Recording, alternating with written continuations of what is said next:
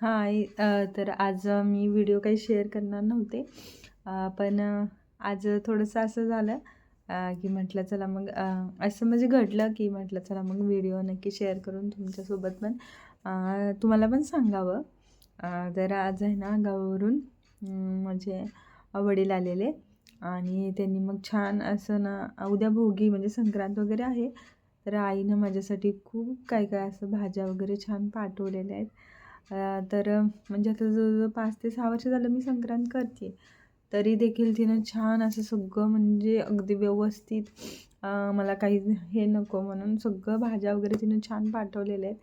तर म्हटलं तुम्हाला पण हे नक्की शेअर करावं. तर मला खूप जास्त आनंद झालेला.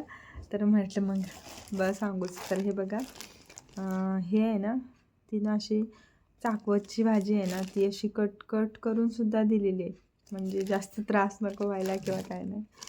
तर आणि कोथिंबीर देखील बघा ही कट करून दिलेली अशी. आणि याच्यात एक बटाटा जास्त नाही पण आठवणीने एक तर बटाटा दिलाय. असे एक बटाटा कोण देतं. आणि एवढा असा फ्लॉवर एवढा दिलाय तिनं छान कट करून. त्याच्यानंतर हे सगळं विकत घेऊन दिले तिनं बरं. म्हणजे आणि ही शेंग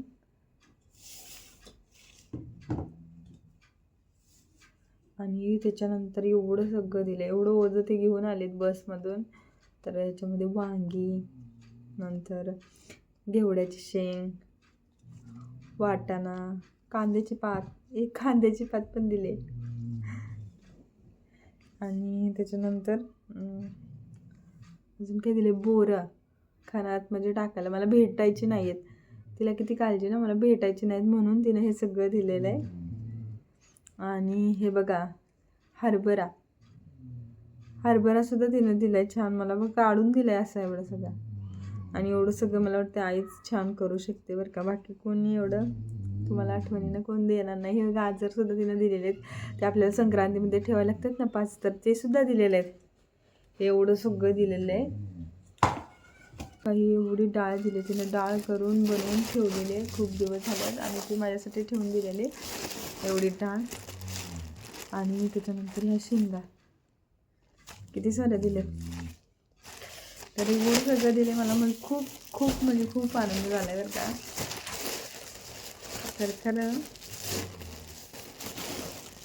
आई आपल्याला जास्त कधी करते आपण जेव्हा इकडं असतं सासरी तेव्हा.